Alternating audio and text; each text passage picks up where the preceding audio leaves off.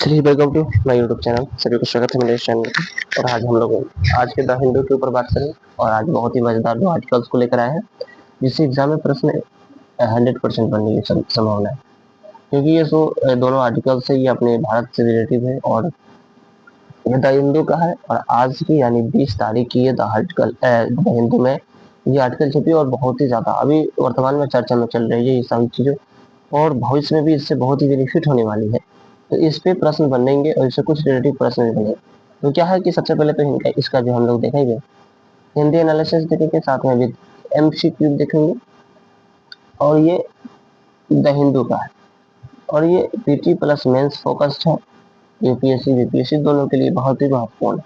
तो जो लोग भी इन क्षेत्रों की तैयारी कर रहे हैं, या फिर अदर किसी भी सरकारी नौकरियों की तैयारी कर रहे हैं, जैसे एसएससी हो, रेलवे हो, और फिर दीगर ऑल भी कोई एग्जाम हो, उसमें करंट अफेयर्स की जरूरत होती है। और करंट अफेयर्स कवर करने का सबसे डेली रूटीन में अगर सबसे आसान तरीका है तो वो न्यूज पेपर है। क्योंकि जब भी हम राष्ट्रीय और अंतर्राष्ट्रीय के संपर्क में जाते हैं, और चाहे आर्थिक सर्वेक्षण के ऊपर भी जाते हैं, तो हमारे न्यूज पेपर बहुत ही अच्छा बेनिफिट होती है। क्योंकि उससे हमें बोझ भी नहीं होता, और हम उससे बहुत कुछ सीख भी पाते हैं। तो चलिए आज शुरू करते हैं। आज ये वो आर्टिकल कौन सी है जिससे हमारी प्रश्न एग्जाम में बनेंगे, और वो हम जो भी इतनी बातें की बहुत ही ज्यादा महत्वपूर्ण है, वो कौन सी आर्टिकल से, तो देखेंगे हमारे वीडियो में बने रहेंगे लास्ट तक में। और चैनल से देख रहे हैं तो एक छोटी सी रिक्वेस्ट है कि मेरे चैनल को सब्सक्राइब और वीडियो को लाइक और कमेंट करेंगे, अपने दोस्तों में शेयर कर दे, ताकि उन तमाम लोग भी इससे बेनिफिट उठा सकें। चलिए शुरू करते हैं। चलिए, आज जो है हाईकोर्ट ने वांगचुक को अस्पताल शिफ्ट की राहत। सोनम वांगचुक साहब को हाईकोर्ट ने निर्णय दिया कि वो अस्पताल में शिफ्ट की राहत उन्हें दिया गया हाईकोर्ट के द्वारा। क्या कहा गया अब देखेंगे, उसके बीच में ये पूछेंगे। अभी देख रहे हैं कि इन्होंने आज करीब 22 दिन के आसपास हो गया इन्होंने भूख हड़ताल पे बैठे हैं। और 18 को इनको सवेरे 6:30 बजे के आसपास, 6 या 6:30 बजे के आसपास दिल्ली पुलिस ने जंतर मंतर से इन्हें उठाकर अस्पताल में जाकर डाल दिया। और कौन से अस्पताल में रखा है इनको, उन अस्पतालों के बारे में भी जानेंगे।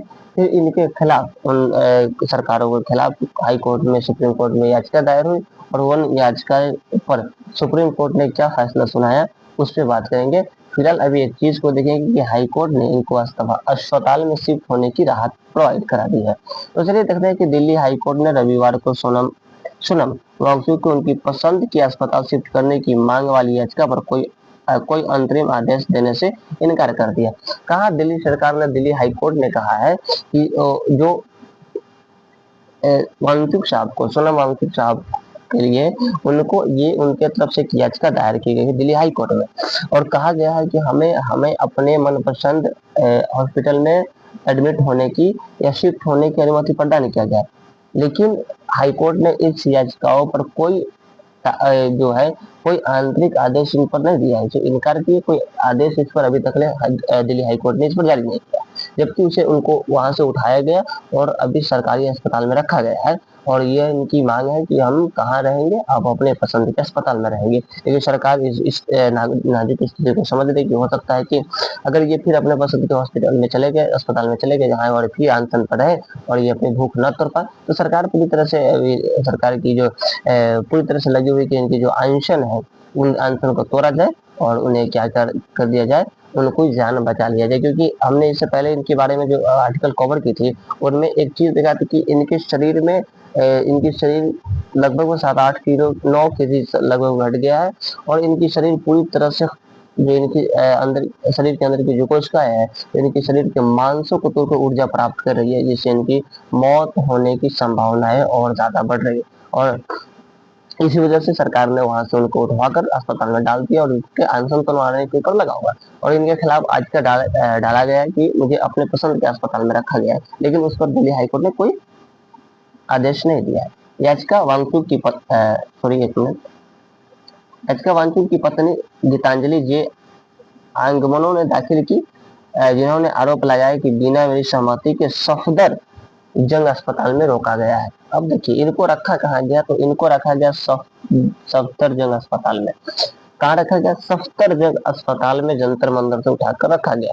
इनकी पत्नी का आरोप है कि हमारी बिना अनुमति के मेरे पति को वहां सफदरजंग अस्पताल में ठहरने की या रोका गया, ये हमारी अनुमति के। और उनकी पत्नी को गीतांजलि जे आंगबो, इन्होंने कहा कि हमारे हस्बैंड को यानी सोनम वांगचुक साहब को मेरी विदाउट परमिशन की, यानी जब गार्जियनशिप में मैं हूँ तो मेरी विदाउट परमिशन की, क्योंकि कोई भी अगर आप पेशेंट को एडमिट किसी हॉस्पिटल में करते हैं तो उसकी क्या होती है, उसकी एक गार्जियन होती है जिसकी अनुमति ली जाती है।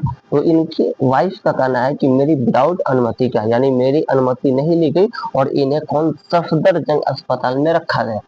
यहाँ से मैं ये चाहती हूँ कि इनसे मैं अपने मनपसंद अस्पताल में रखूँ। इनकी वाइफ ने ये ऐसी याचिका डाली की, लेकिन दिल्ली हाई कोर्ट ने क्या किया, इन याचिकाओं पर कोई आदेश अभी तक जारी नहीं किया।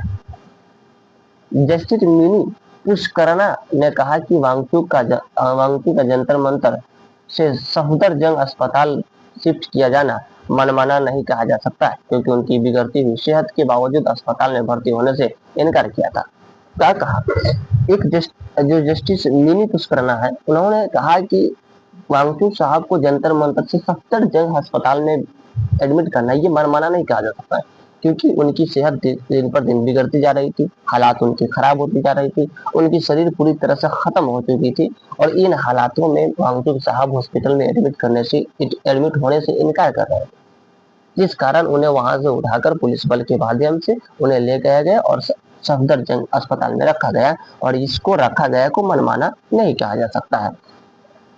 केंद्र ने कोर्ट ने केंद्र सफदरजंग अस्पताल और पुलिस के नोटिस जारी करने के 3 दिन में जवाब मांगा और अगली सुनवाई 24 तारीख को होगी। और अगली सुनवाई कब होगी? 24 तारीख को होगी। और कोर्ट ने कहा सफदरजंग के अस्पताल और पुलिस को क्या कहा, नोटिस 3 दिन के अंदर जारी करने के लिए कहा। और जो अगली सुनवाई होगा वो 24 को होगा, यानी 24 जुलाई को अगली सुनवाई होगा। और उस सुनवाई को वीडियो आपको मिल जाएगा, टेंशन मिलेगा, वो सुनवाई होगा। क्या कोर्ट का क्या आदेश आता है, उन तमाम आदेशों को हम आपके सामने फिर पेश करने की कोशिश करेंगे। और अगर आप यही बात बोल रहे हैं कि आप हमारे चैनल पे अगर वीडियो देख रहे हैं तो हमारे चैनल को सब्सक्राइब करेंगे, ताकि जो भी न्यूज होगी, जो भी इम्पोर्टेंट न्यूज होगा, उन न्यूज को आपको कहीं और से पढ़ने की जरूरत नहीं है, हमारे चैनल से आप पढ़ सकते हैं। ठीक है, हमारे चैनल से वो भी सरल भाषा, आसान भाषा में आप इस चीज को यहाँ से उपलब्ध कर सकते हैं। इसकी पीडीएफ के लिए आप टेलीग्राम पर हमारे साथ जुड़ सकते हैं, वहां पर इन तमाम चीजों का टेलीग्राम उपलब्ध कराए जाते हैं। साथ ही में आपको बता दें कि अगर आप ये सोच रहे हैं कि स्क्रीन रिकॉर्डेड है, यहाँ पर तो कोई पढ़ा नहीं था, ऐसा लग रहा है कि सिर्फ लिखा रहा है और कुछ भी नहीं है, लेकिन इस चीज से आप टेंशन नहीं लीजिए। पढ़ाई कैसी भी हो, बेहतर होनी चाहिए, वहां से प्रश्न आने चाहिए, ऐसी परिस्थितियां हो, ऐसी टॉपिक्स हो, ऐसी क्लासेस हो, इस चीजों पे आपको ज्यादा ध्यान होना चाहिए, न कि वो जो तैयारी है, मतलब क्या बोलते हैं, पढ़ाई जो है वो किस माध्यम से का है, स्क्रीन के माध्यम से है या फिर बोर्ड पे खड़ा होकर कोई पढ़ा रहा है, उससे मतलब नहीं है। मतलब इस चीज से होनी चाहिए कि हम जो पढ़ क्या रहे हैं और उससे हमें बेनिफिट क्या होने वाला। ठीक है, तो ये वांगचुक साहब की पत्नी ने दिल्ली हाईकोर्ट में याचिका डाला और उस याचिका को क्या क्या नकारा गया, यानी मतलब उन पर कोई आदेश नहीं दिया गया। उसके बावजूद भी ये कहा गया कि उनको सफदरजंग एडमिट करना या अस्पताल में भर्ती करना या शिफ्ट करना, ये कोई मनमाना नहीं है, बल्कि उनकी हालत को क्या थी, बिगड़ रही थी और उनकी हालत बद से बदतर होती जा रही थी और वो अस्पताल में एडमिट होने से इनकार थे, इस वजह से उनको सफदरजंग में रखा गया। अगले देखते हैं, अगले पेज के बाद वांगचुक चलिए वांगचुक साहब की पत्नी ने बताया कि अगर राजनीतिक नेता वांगचुक से मिलकर यह भरोसा दे कि मानसून सत्र में शिक्षा जवाबदेही का मुख्य उद्देश्य होगा, तभी वो अपने 22 दिन की भूख हड़ताल को खत्म कर देंगे। इनकी पत्नी ने कहा कि अगर राजनीतिक दल का कोई भी नेता वांगचुक साहब से, यानी सोनम वांगचुक साहब से अगर मिले और उनसे मिलकर ये बात करे और ये कहे कि जो शिक्षा, इस सत्र का मानसून सत्र जो चल रहा है, इस सत्र में शिक्षा जवाबदेही का मुख्य उद्देश्य होगा, तो वह अपनी 22 दिन के अनशन यानी भूख हड़ताल को खत्म कर देंगे। और हम लोग ने भी पहले से कहा कि इन्होंने जो 22 दिनों से जिस तरह से उन लोगों ने वांगचुक साहब ने भूख हड़ताल में बैठे थे और उनकी मांग थी कि धर्मेंद्र प्रधान जो थे शिक्षा मंत्री, केंद्रीय शिक्षा मंत्री है, उनकी इस्तीफा को लेकर, लेकिन इनकी सिर्फ एक ही बात थी, इन्होंने मांग की थी कि इस्तीफा दे। इसका मतलब ये नहीं कि वो इस्तीफा दे ही दे, इनका इसका मानना ये हो गया कि वो उनको धर्मेंद्र प्रधान साहब को इनसे मिलनी चाहिए थे, या फिर कोई भी राजनेता थे उनको इनसे मिलनी चाहिए थी, इनकी समस्याओं को सुननी चाहिए थी, इनको आश्वासन देना चाहिए था कि आपकी मांग को पूरा किया जाएगा। आप सिस्टम है, सिस्टम के साथ आप बात करते और धीरे धीरे इनकी मांगों को, जो सिस्टम में गड़बड़ियां हुई थी उनकी जांच को लेकर क्या करते, आप उसको सुधार करते हैं। लेकिन ऐसा कोई नहीं किया। तो इनकी पत्नी का मानना है कि अगर ऐसा कोई राजनेता करते हैं तो हमारे पति यानी वांगचुक साहब अपने 22 दिनों की भूख हड़ताल को खत्म कर सकते हैं। अगर कोई भरोसा नहीं मिला तो वे भूख हड़ताल जारी रखेंगे। उनकी मांग शिक्षा मंत्री धर्मेंद्र प्रधान की इस्तीफा है, जो परीक्षा अनियमितता को लेकर उठी है। क्योंकि क्या कि अगर वो इस तरह के अगर कोई नेता अगर नहीं मिलते हैं वांगचुक साहब से, तो उनकी जो भूख हड़ताल रहेगी वो निरंतर बनी रहेगी। और उनकी मांग जो क्या है, धर्मेंद्र प्रताप जो केंद्रीय शिक्षा मंत्री है उनकी इस्तीफा है। और ये कारण कहाँ से होती है, परीक्षा की अनियमितता को लेकर, क्योंकि अभी हाल फिलहाल नीट की पेपर को लीक किया गया है और उसके माध्यम से कई एग्जाम को रद्द करने के कारण कई छात्र छात्राएं ऐसे हैं जिन्होंने आत्महत्या कर ली और अपनी जिंदगी को, अपने जीवन को वही समापन कर दिया है। इन बड़ी दुख भरी जिंदगी कहानियों में बहुत ही ज्यादा मतलब दर्द हुआ। और इसी सवाल को अगर सिस्टम से पूछा जाए तो सिस्टम जवाब देने से इनकार करती है, यानी सिस्टम साहब ये जनताओं के दर्द को समझने से बिल्कुल वो समझने की रफ्तार नहीं करते, समझने की कोशिश नहीं करते हैं। और जिस कारण क्या होता है कि हमें अपने ही देश में अपने ही राजनेता को यानी स्वतंत्र भारत में हमें अपने हक के लिए लड़ने की जरूरत पड़ जाती है। ये बहुत ही हमारे देश के लिए विडंबना है कि हमें अपने देश में ही रहकर अपने ही देश के नेताओं से लड़ना पड़ता है, वो भी किस लिए, अपने हक के लिए, अपने हक के लिए लड़ना पड़ता है। ये बहुत ही शर्म की बात होनी चाहिए। क्या हर साल में इतनी पेपर लीक हो जाती है, इतनी पेपर लीक कहाँ से लीक होता है, नहीं होता, इसका कोई जवाब नहीं देता है। और इससे तमाम गरीब छात्र छात्राओं की मतलब जिंदगी बर्बाद हो जाती है। और इसमें तो कुछ ऐसे छात्र होते हैं, जो ऐसे कुछ विद्यार्थी होते हैं जिनको अपने इस दर्द को, इस पीड़ा को सह नहीं पाते हैं और वो अंततः अपने इस दर्द को कम करने के लिए वो मौत को चुन लेते हैं और अपनी जिंदगी को समाप्त कर लेते हैं। तो इन तमाम चीजों से को लेकर जो विवादें उठी है, और इसी विवाद के लेकर वांछित साहब ने भूख हड़ताल पर यानी अनशन में बैठे हैं। और उनका मांगना है कि कोई भी राजनेता हमसे आकर मिले और आश्वासन दे कि जो सुधार होगी, जो शिक्षा में अब तक गड़बड़ी हो गई है, वो आने वाले भविष्य में ऐसी कोई गड़बड़ियां न हुई। और आने वाले अब तक जो बच्चे के जीवन खराब हो गई वो तो अलग की बात है, लेकिन आने वाले कभी जीवन में किसी बच्चे के साथ, किसी विद्यार्थियों का जीवन खराब न हो, ऐसी प्रक्रिया की जानी चाहिए। लेकिन ऐसा अभी तक कोई नहीं किया। आगे देखेंगे, जंतर मंतर पर वांगचुक साहब के समर्थन में हजारों लोग जुटे। इसके बाद भी पुलिस द्वारा उन्हें जबरन अस्पताल ले जाया गया था। यानी जंतर मंतर पर हजारों लोग थे, लेकिन क्या किया था, उनको जबरन यहाँ से उठाकर ले गया था। इस मामला के विरोध प्रदर्शन के अधिकार, प्रशासनिक कार्रवाई, स्वास्थ्य के अधिकार के बीच संतुलन एक अहम उदाहरण बन गया है। तो ये हमारे वांगचुक साहब से रिलेटेड जो अभी वर्तमान में चले उससे कुछ मुख्य बातें रही, जिससे प्रश्न अभी बनेंगे। क्योंकि ऐसी बात है, ये सिर्फ ये नहीं कि आज खत्म हो जाएगी, ऐसी वाली बात नहीं, ये निरंतर बनते रहेंगे और इससे प्रश्न आएंगे, पूछे जाएंगे, इनसे इनसे रिलेटिव में प्रश्न पूछे जाएंगे। क्योंकि ये आज की नहीं है। आप इससे पहले अगर 1600 में चले जाइए, तो जब महात्मा गांधी साहब थे ब्रिटिश काल में, तो उन्होंने अनशन बैठी थी। इस तरह से फिर अन्ना हजारे, उन्होंने फिर अनशन में बैठी थी। इसके बाद ये इनके अलावा कई लोग ने अनशन पे बैठा है। तो इन अनशन से रिलेटिव क्वेश्चन बन जाते हैं, और ये तो बहुत ही ज्यादा कि स्वतंत्रता भारत का है, तो इससे प्रश्न बनने की ज्यादा संभावनाएं हैं। तो चलिए हम आगे बढ़ते हैं हम अपने दूसरे टॉपिक में। और आज का दूसरा टॉपिक जो है ये भी बहुत ही महत्वपूर्ण है, और ये बहुत भी आई है, जिससे प्रश्न बनेंगे। जो हमारी भारत की लॉन्चिंग हुई है, और लॉन्चिंग का विक्रम 1 जो भारत की निजी कंपनी द्वारा पहला ऑर्बिटल रॉकेट लॉन्च किया गया है। और ये बहुत ही महत्वपूर्ण है, क्योंकि इससे भी प्रश्न बनेंगे, क्योंकि अपना तो भारत का है, और भारत ने इसरो से नहीं है, ये एक निजी कंपनी है। और निजी कंपनी ने एक विक्रम प्रथम को लॉन्च किया है और सफलतापूर्वक लॉन्च किया है। और उसके बारे में देखेंगे तो इसको साइंस एंड टेक्स से जोड़कर बीएस पेपर 3 से जोड़कर आप लोग पढ़ सकते हैं। तो इसको कहाँ बनाया गया, किस कंपनी के द्वारा बनाया गया है, इसमें क्या क्या प्रक्रिया हुई है, इसमें कौन सा इंजन लगा है, इन तमाम चीज पर बात करेंगे। थोड़ी सा वीडियो क्षमा चाहेंगे, थोड़ी सा वीडियो भाई लंबा हो रही है। कारण यह है कि थोड़ी हमें विस्तार से बात करना पड़ रहा है, क्योंकि जब तक विस्तार से बात नहीं करेंगे तो आपको शायद समझ में नहीं आएगा। तो हमारी चीज को विस्तार से, क्योंकि अभी तक मैंने जो टॉपिक सोचे थे सिर्फ उस पर उसको पढ़ाकर मैंने बंद कर दिया था, तो 10 से 12 मिनट का होता था। लेकिन अभी आज हम थोड़ा सा विस्तार से बात कर रहे हैं, क्योंकि विस्तार ज्यादा जरूरी है। किसी चीज से प्रश्न कहाँ से कैसे उठाएंगे, इसको ज्यादा जरूरी। तो हम थोड़ा सा विस्तार से अपने हो सकता है 20 से 25 मिनट की ये वीडियो हो जाए, क्योंकि आर्टिकल पहले बात की 2 आर्टिकल्स है और 2 आर्टिकल्स है, और दोनों में हम लोग को क्या करना, विस्तार से बात करना। तो इसलिए कि हैदराबाद की कंपनी स्काई रूट ने, कौन सा कंपनी, स्काई रूट ने 18 जुलाई को श्री हरिकोटा से अपनी विक्रम प्रथम को लॉन्च किया है। क्या किया, विक्रम प्रथम को कहां से लॉन्च किया है, तो हैदराबाद के स्काई रूट से 18 जुलाई को श्री हरिकोटा से अपने विक्रम प्रथम को क्या किया, रॉकेट को लॉन्च किया गया। भारत अमेरिका चीन के बाद तीसरा सब देश बना जिससे निजी कंपनी खुद के रॉकेट ऑर्बिटल तक पहुंच सकती है। खुद के रॉकेट से ऑर्बिटल तक पहुंच सकती है। ये चीन और भारत के बाद तीसरी कौन बना है, भारत।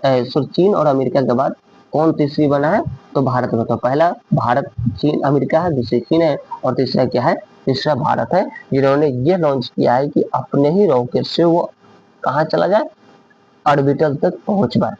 ठीक है।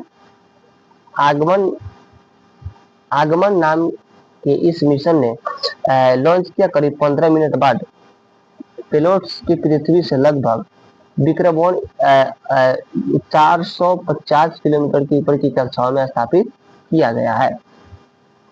विक्रम 1 का इंजन 3D प्रिंटेड है। 3D प्रिंटेड इसका जो इंजन है कैसा है, 3D प्रिंटेड इसका इंजन है, यानी लेजर से मेटल पाउडर की परतें जोड़कर बनाया गया है, जिससे बोल्ट, सील और जड़ों की जरूरत कम होती है और लीक फेल होने का खतरा क्या होता है, कम होता है। इसको एकदम ऐसा तरीका से बनाया गया है कि इसकी जो इंजन है 3D प्रिंटिंग है, यानी इसको जो लेजर और मेटल की पाउडर को जोड़कर बनाया गया है, जिससे क्या होता है, इसकी जो जड़ों होती है वो बहुत ही मजबूत होती है और फेल होने का खतरा इसका क्या होता है, बहुत ही कम होता है। रॉकेट का ढांचा कार्बन फाइबर कंपोजिट से बना है, जो एल्युमिनियम या स्टील के मुकाबले वजन के हिसाब से कई गुना ज्यादा मजबूत होते हैं।